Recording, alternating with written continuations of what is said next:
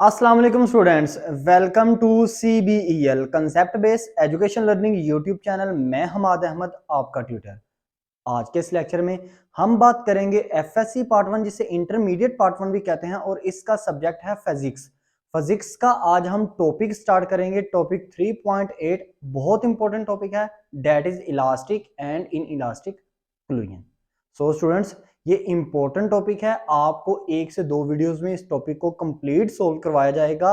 और इसके अलावा अगर आप हमारे किसी भी लेक्चर को फॉलो करना चाह रहे हैं, देखना चाह रहे हैं, तो आप YouTube की सर्च बॉक्स पे जाएं, वहां पे जाके लिखें FSC पार्ट 1 फिजिक्स या केमिस्ट्री, साथ में लिख दें टॉपिक का नेम बाय CBEL, तो आप डायरेक्ट हमारी वीडियो पर पहुंच जाएंगे। और ये वीडियो देखना आप स्टूडेंट्स के लिए बहुत ज़रूरी है, क्योंकि स्टूडेंट्स आपको आपके लेवल तक जाकर इन वीडियोस में ये बताया जा रहा है कि आपने किस तरह अंडरस्टैंड करना है कोई भी टॉपिक।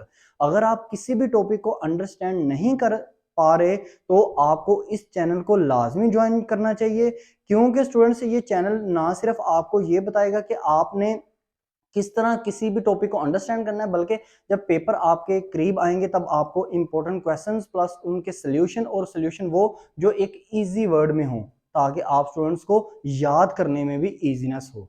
सो स्टूडेंट्स, इसके अलावा चैनल को सब्सक्राइब करें, वीडियोस को लाइक करें और इन वीडियोस को ज़्यादा से ज़्यादा फ्रेंड्स में शेयर करें, ताकि आपके साथ साथ उनका भी बेनिफिट हो जाए। चले हम अपने टॉपिक को शुरू करते हैं।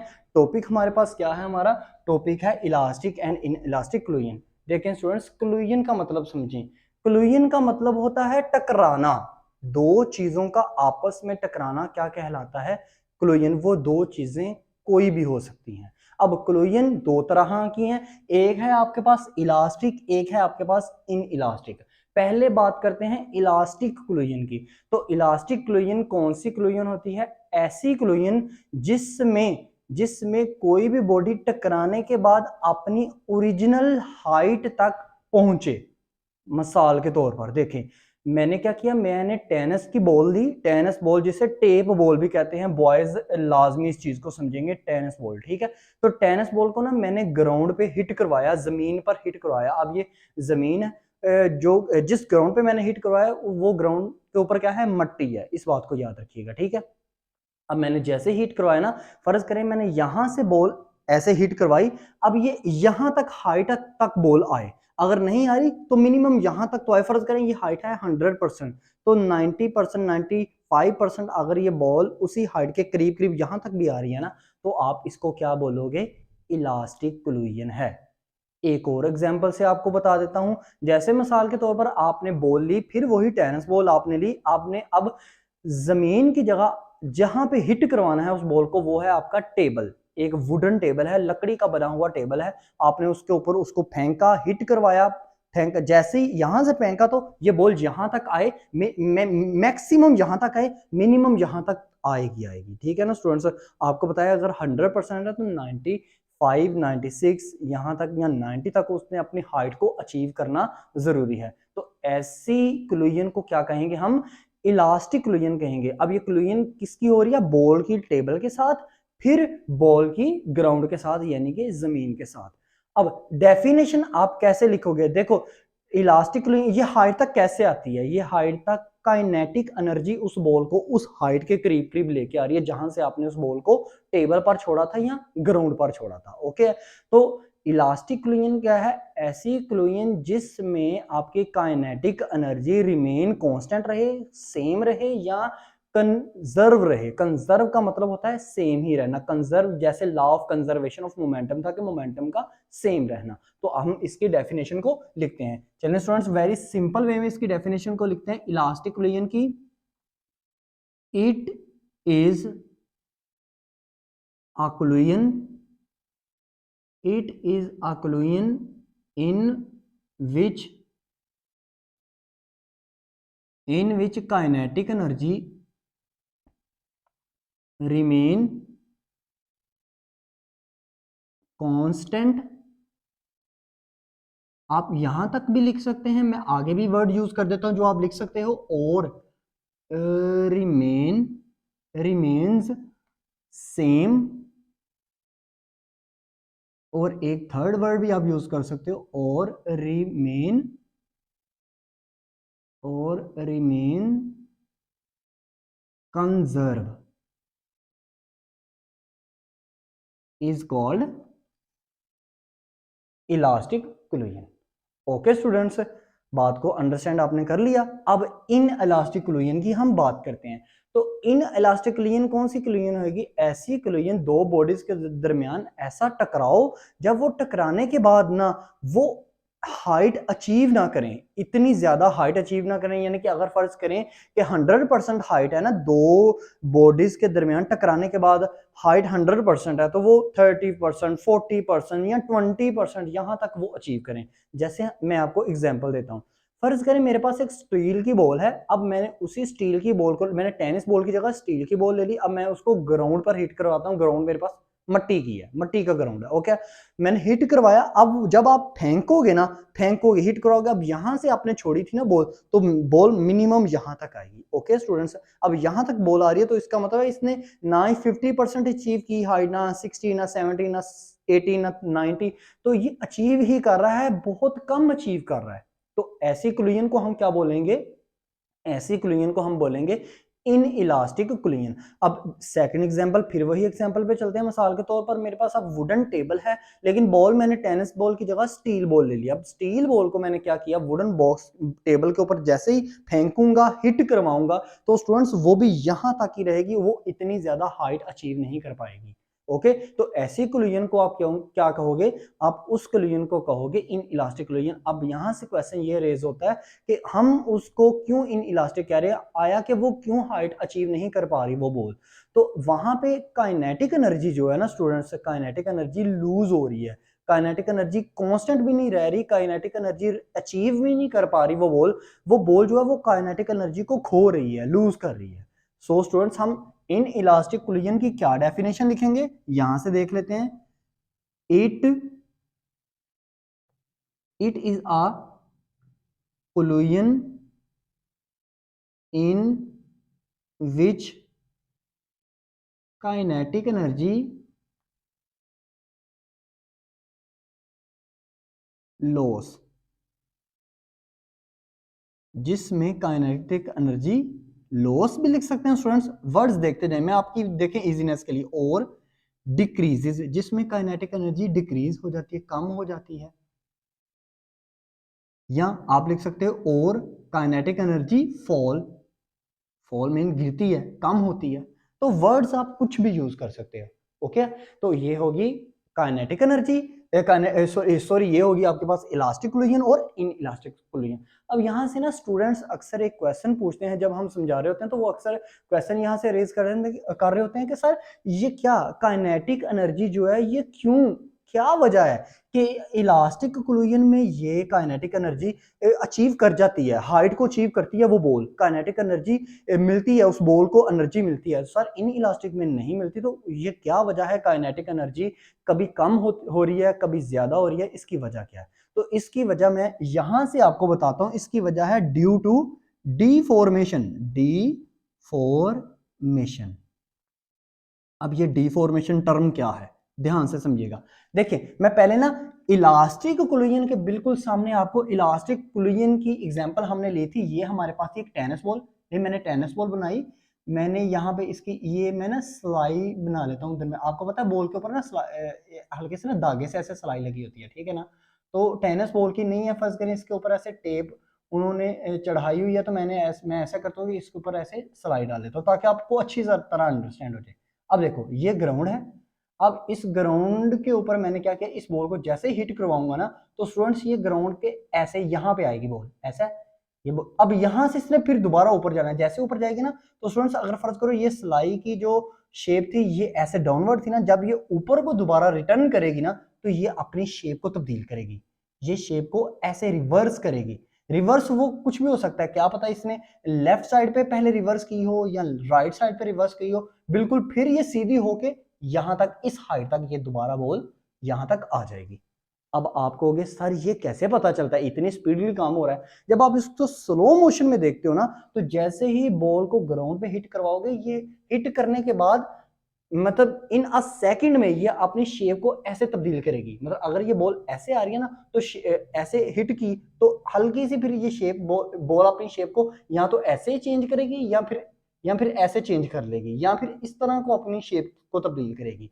तो शेप को तब्दील करने के बाद ना इलास्टिक कोलिजन में ये फौरन अपने आप को ओरिजिनल शेप में ला के ना with in a second original, पहले उसने हिट करने के बाद पहले उसने अपनी शेप को तब्दील किया, फिर फौरन ही अपनी शेप ओरिजिनल शेप में आने के बाद यहां तक हाइट तक वो जिस हाइट से आपने छोड़ा था वहां तक आ जाएगी। तो इस अमल को कहते हैं change in the shape due to collision is called deformation. ठीक है स्टूडेंट्स, डिफॉर्मेशन इसे कहते हैं जब कोई दो अजसाम आपस में टकराए ना तो टकराने के बाद उन अजसाम में से या तो दोनों अजसाम या एक अजसाम एक जिस्म एक बॉडी अपनी क्या करे शेप को चेंज करे। ओके, ये परमानेंट चेंज होगा या टेम्परेरी चेंज होगा ये हम आगे देखते हैं, लेकिन शेप को चेंज करे फिर इलास्टिक रीजन में शेप को चेंज करने के बाद ना फिर वो दोबारा सीधा अपनी दोबारा ओरिजिनल शेप में आने के बाद अपनी मिनिमम मैक्सिमम हाइट तक जाने की वो कोशिश करेगा। इस वजह से आपकी काइनेटिक एनर्जी इलास्टिक कोलिजन में क्या होती है, रिमेन सेम रहती है। ओके, सेम रहती है। अब इन इलास्टिक कोलिजन की बात करते हैं तो इन इलास्टिक कोलिजन में मैंने ली यही बॉल ली, लेकिन ये बॉल अब मैंने क्या ली, स्टील की बॉल ली। ये मेरे पास स्टील की बॉल है, मैं ना दरमियान में सिलाई लगा लेता हूँ ताकि ना आपको थोड़ा सा ना समझ में आ जाएगी ना। एग्जांपल, इसको ऐसे ही मैंने ग्राउंड पे हिट करवाया, जैसे हिट करवाऊंगा ना तो ये ऐसे पड़ेगी, बॉल यहाँ पे ग्राउंड पे आएगी, फिर अपनी शेप को तब्दील करेगी और ये यहाँ तक ही रहेगी, यानी कि बहुत कम फासला तय करेगी, बहुत कम हाइट को अचीव करेगी। ये क्यों? क्योंकि स्टूडेंट्स यहाँ पर ना यहाँ पर इसने अपनी जैसे ही ये देखिए, अब मेरे आपने दोबारा मेरी फिंगर की तरफ देखना है, देखिएगा ये स्टील की बॉल है, ये फर्ज कर लें ग्राउंड है, ये ऐसे हिट करने के बाद इसने अपनी शेप को ना ऊपर उठने के लिए ऐसे चेंज किया शेप को। अब शेप को चेंज किया ज्यादा देर के लिए, ये क्यों हाइट कम अचीव करता है इन इलास्टिक कोलिजन, क्योंकि ज्यादा देर तक ना शेप ऐसे रही, हल्की सी फिर ऐसे ओरिजिनल शेप उसने अचीव की और दोबारा से वो क्या हुआ, वो नीचे गिर गई। उसने कहा नहीं मैंने यहां तक ही हाइट को अचीव करना है।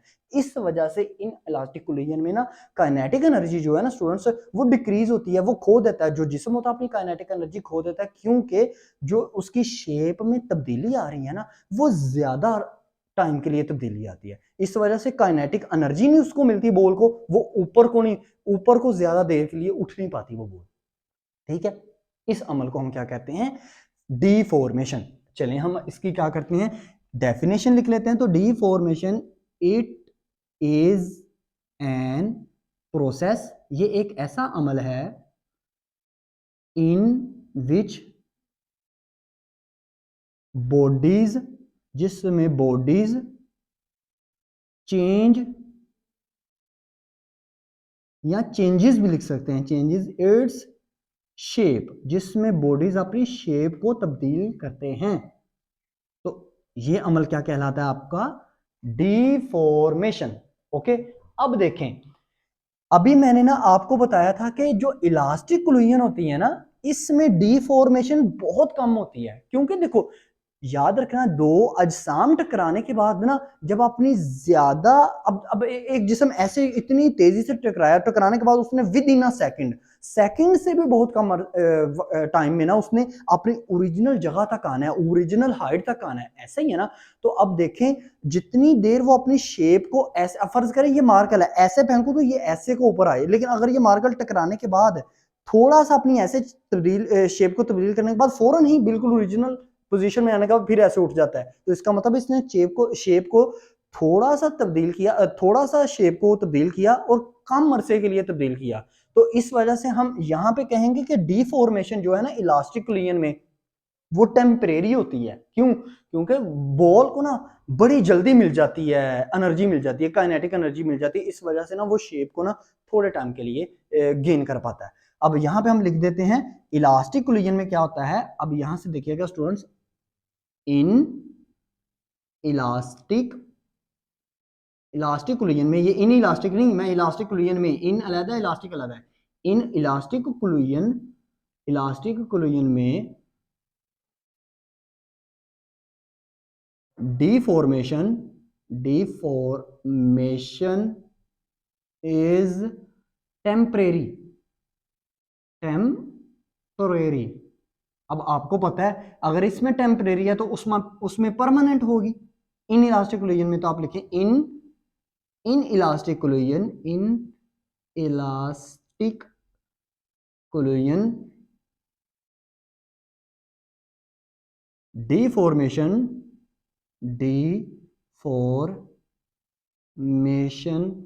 Is permanent. ये है जो मैंने आपको बोला कि वो स्टूडेंट्स अक्सर ये क्वेश्चन करते हैं कि इलास्टिक हमारी जो काइनेटिक एनर्जी है वो क्यों रिमेन कांस्टेंट रहती है, या क्यों वो ज्यादा लंबे अरसे के लिए अपनी जो है एनर्जी उसको लूज करती है। तो दोबारा से मैं इन इलास्टिक कोलिजन में बता देता हूं कि परमानेंट डिफॉर्मेशन कैसे होती है। फर्ज करें ये मार्कर है, इसको मैंने ऐसे फेंका, अब ये फेंकने के बाद ना विद इन अ सेकंड में आपको पता है इसने ऊपर को आना है, हाइट को आना है, फिर ही हमें पता चल पाएगा ना कि इलास्टिक है कि इन्हें इलास्टिक कोलिजन है। तो अगर इसने अपनी शेप को ऐसे टकराने के बाद ऐसे रखा ज्यादा, अच्छा ये कुछ भी हो सकती है ना शेप, ऐसे भी हो सकती है, ऐसे भी हो सकती है, ऐसे भी हो सकती है, कोई भी शेप हो, लेकिन ओरिजिनल शेप नहीं है। ओरिजिनल शेप इसकी ये है, ठीक है ना। अब टकराने के बाद अब ये ऐसे ज्यादा टाइम के लिए ऐसे, अब जितने ज्यादा टाइम के लिए ऐसे ऐसे ये रहेगा, तो आपको पता है कि टकराने के बाद जैसे इसने हाइट पे आना है वो भी टाइम बहुत थोड़ा है। तो इस वजह से ये क्या करता है, मिनिमम अपनी हाइट को अचीव कर पाता है, हासिल कर पाता है। ठीक है स्टूडेंट्स। अब हम ना यहां से ना आगे मूव ऑन करते हैं। अब यहां से ना कुछ समझें और चीजें देखें। अगर मैं आपसे ये पूछूं कि अगर दो बॉडीज आपस में टकरा रही हैं और उनमें जो कोलिजन है ना वो इलास्टिक कोलिजन है, तो मुझे ये बताओ इलास्टिक कोलिजन है तो क्या वो बॉडीज टकराने के बाद एक दूसरे से अलहदा अलहदा हो जाएंगी कि एक दूसरे के साथ जुड़ी रहेंगी, या उनमें फासला बहुत कम होगा? तो आप स्टूडेंट्स क्या कहोगे, कहोगे सर देखें क्योंकि इलास्टिक कोलिजन है तो इलास्टिक कोलिजन में बॉडीज आपस में टकराएंगी ना, टकराने के बाद उन्होंने अपनी जहां से उन बॉडीज को छोड़ा था, इनिशियल पॉइंट जहां पे था ना उनका, वहां तक वो पहुंचने की कोशिश करेंगे। इस वजह से इलास्टिक कोलिजन में जो बॉडीज है ना स्टूडेंट्स, वो टकराने के बाद सेपरेट हो जाती हैं। देखें जैसे ये एग्जांपल देखें इलास्टिक कोलिजन की, मेरे पास टेनिस बॉल थी, मैंने इसको ग्राउंड पर हिट किया, फेंका इसको, तो फेंकने के बाद इसने मिनिमम 90-95% हाइट इसने अचीव की। तो देखो ये एक दूसरे से, ये दोनों बॉडीज ग्राउंड और बॉल एक दूसरे से सेपरेट हैं, ठीक है ना, आपको शो भी हो रहे हैं, नजर भी आ रहे हैं, ठीक है। लेकिन जब हम स्टील की बॉल को, वही स्टील की बॉल को ग्राउंड पे हिट करवाएंगे तो स्टूडेंट्स वो आपस में सेपरेट नहीं होते, मतलब बहुत, ये देखो 20% बस उसने जो हाइट है उसको अचीव किया है, हासिल किया है बॉल ने। तो क्या वो सेपरेट है? सेपरेट नहीं है, वो फिर भी इंटैक्ट है, एक दूसरे से फिर भी जुड़े हुए हैं। इसके एग्जांपल ऐसे ले लेते हैं स्टूडेंट्स इन इलास्टिक कोलिजन में कि बॉडी सेपरेट नहीं रहती। जैसे मिसाल के तौर पर दो कार हैं, तो दो कार बड़ी स्पीडली एक दूसरे से ऐसे टकराई, टकराने के बाद आपको पता है जैसे आपने एक्सीडेंट्स देखे होंगे, तो वो टकराने के बाद ना स्टूडेंट्स एक दूसरे के साथ साथ ही जुड़ी रहती हैं वो बॉडीज। तो वहां पे जो कोलिजन होती है स्टूडेंट्स वो इन इलास्टिक कोलिजन होती है, ठीक है। कौन सी कोलिजन होती है? इन इलास्टिक कोलिजन होती है। अब यहां से आप स्टूडेंट्स ये कहेंगे सर क्या इलास्टिक कोलिजन और इन इलास्टिक कोलिजन में एक ही बॉडी पर डिपेंड करती है कि एक ही, जैसे आपने लिया टेनिस की बॉल को चेंज कर दिया स्टील की बॉल में, फिर आपने ग्राउंड को तो सेम ही रहने दिया? नहीं, ये बात नहीं। देखो दोनों बॉडीज पे डिपेंड करती हैं। आगे अगर देखो मिसाल के तौर पर मैं आपको बताता हूँ, यही यही फर्ज करो स्टील की बॉल है मेरे पास, और आपका जो ग्राउंड है वो बिल्कुल एक फर्ज कर लें वो भी स्टील का है, मतलब कोई भी ग्राउंड है उसके ऊपर स्टील ऐसे पड़ा हुआ है, तो स्टील की बॉल को आपको स्टील की ग्राउंड पे आप जब स्टील की बॉल को हिट करोगे ना, वो हाइट अचीव करेगी, वो इलास्टिक कोलिजन में चेंज हो जाएगा तब। तो इलास्टिक कोलिजन या इन इलास्टिक कोलिजन जब भी आपने देखना हो ना, तो आपने एक बॉडी को नहीं देखना, दोनों बॉडी को आपने अपने मद्देनजर रखना है कि ये नहीं, ये कभी नहीं हो सकता कि इलास्टिक कोलिजन या इन इलास्टिक कोलिजन सिर्फ एक बॉडी पे डिपेंड कर रही हो, ठीक है। हाँ ये देखो फर्ज करो ये मेरे पास टेनिस बॉल ही है, तो टेनिस बॉल मैंने ग्राउंड पर फेंकी तो वो उसने हाइट अचीव की। यही टेनिस बॉल को आप रेत के ऊपर फेंको, रेत के ऊपर फेंको, जितना मर्जी जोर से उसको फेंक दो, जब भी टकराएगी रेत के साथ ये हाइट ही नहीं अचीव कर पाएगी टेनिस बॉल। क्यों? अब क्यों नहीं उसने हाइट अचीव की? हालांकि है तो आपके पास टेनिस बॉल ही ना। उसकी वजह क्या है? उसकी वजह ये है क्योंकि वो जो सामने जिस बॉडी से वो टकरा रही है वो बॉडी उसको अलाउ नहीं कर रही है, इजाजत ही नहीं दे रही कि तू इलास्टिक कोलिजन तक जा या तू हाइट तक जा जहां से तुझे छोड़ा हुआ था, ठीक है ना। तो आपने, मैंने दोबारा आपको बता देता हूं, इलास्टिक कोलिजन में बॉडीज क्या होती हैं? सेपरेट हो जाती हैं। इलास्टिक कोलिजन में क्या होती हैं? Bodies separated separated with each other. Okay.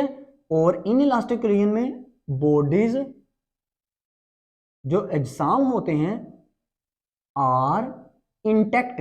Intact का मतलब होता है एक दूसरे से जुड़े रहते हैं, intact with each intact each other. अब आप कहेंगे सर हमारे लिए क्या चीज अच्छी है, इलास्टिक कोलिजन या इन इलास्टिक कोलिजन? ये डिपेंड करता है कि आपको क्या चाहिए, ये सिचुएशन पर डिपेंड करता है कि आप आया कि कोलिजन टकरा रहे हो, दो शाम को दो बॉडीज को आपस में टकरा रहे हो, उनका कोलिजन करवा रहे हो, लेकिन आपको क्या अचीव करना है, आपको क्या हासिल करना है, आपको क्या टास्क मिला हुआ है निकालने के लिए कोलिजन। तो जो भी टास्क आपको मिला हुआ है ना, तो आपने उस टास्क को मद्देनजर रख के आपने क्या करना है, इलास्टिक कोलिजन अगर आपको चाहिए तो आप इलास्टिक कोलिजन अचीव कर पाओगे। तो अगर इन इलास्टिक कोलिजन आपको आप निकालना चाहते हो तो आप इन इलास्टिक कोलिजन को अचीव करोगे। ये सिचुएशन पे डिपेंड करता है। अब इलास्टिक कोलिजन और इन इलास्टिक कोलिजन याद रखना, जब भी आपको कोई निकालने के लिए बोले तो आपने क्या करना है, दोनों बॉडीज पे वो डिपेंड करती है। आपने बार बार उनको चेंज करके देखना है। आप अंदाजा नहीं लगा सकते, आप ये सामने से देख के ये नहीं कह सकते कि हाँ मेरे पास क्या है, ये मेरे पास ये जिस्म है और ये दूसरा जिस्म है, दोनों आपस में टकराएंगे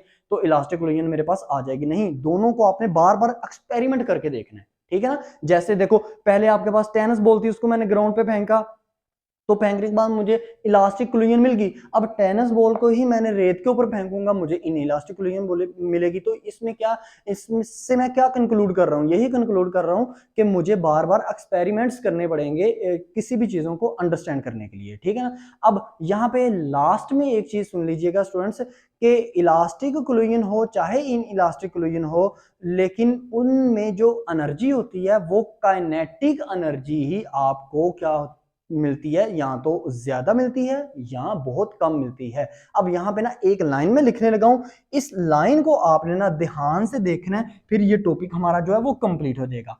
मैं लिखता हूं total energy and momentum, P से ज़ाहिर कर देता हूं, in total energy and momentum in all collision is same. अब ये मैंने क्या लाइन लिखी, मैंने लिखा total energy and total momentum in all collision is same. यानी कि अगर आप चाहे इलास्टिक कोलिजन करो चाहे इन इलास्टिक कोलिजन करो, आपके पास जो टोटल एनर्जी है ना, टोटल काइनेटिक एनर्जी की नहीं मैं बात कर रहा, मैंने डेफिनेशन में देखो काइनेटिक एनर्जी लिखी है। काइनेटिक एनर्जी में काइनेटिक एनर्जी नहीं आती, आपको पता पोटेंशियल एनर्जी भी आती है, और भी बहुत सी एनर्जीज आपके पास आती हैं, ठीक है ना। एनर्जी की टाइप्स आपने पढ़ी है 9th क्लास में। अब देखें, आप जब भी आप दो अजसाम को कोलाइड कराओगे ना आपस में, तो उनकी जो तमाम एनर्जीज होंगी वो आपस में हमेशा सेम होंगी, और उनका जो है मोमेंटम वो भी सेम होगा, ठीक है।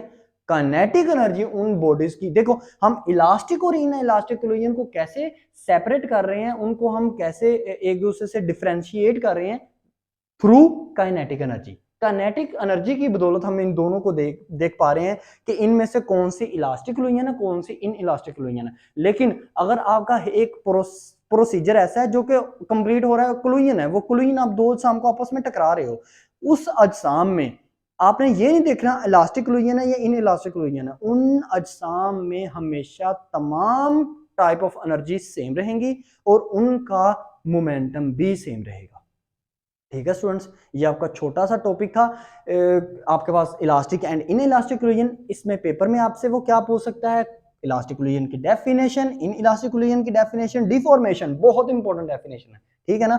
डिफॉर्मेशन की भी डेफिनेशन आपसे पूछ सकता है। ये पूछ सकता है आपको एमसीक्यूज में कि बताएं किस में टेम्परेरी डिफॉर्मेशन होती है, किस कोलिजन में परमानेंट डिफॉर्मेशन हो सकती है। अब उसके अलावा आपसे ये पूछ सकता है कि ये बताओ इलास्टिक कोलिजन में जब बॉडीज आपस में कोलाइड करती हैं तो सेपरेट होती हैं कि नहीं, ठीक है, ये भी एमसीक्यूज में आ सकता है। और दूसरे में ये कह सकता है आपको कि वो कौन सी कोलिजन है जिसमें बॉडीज टकराने के बाद, कोलाइड करने के बाद इंटैक्ट रहती हैं, एक दूसरे से जुड़े रहती हैं, वो इन इलास्टिक कोलिजन है।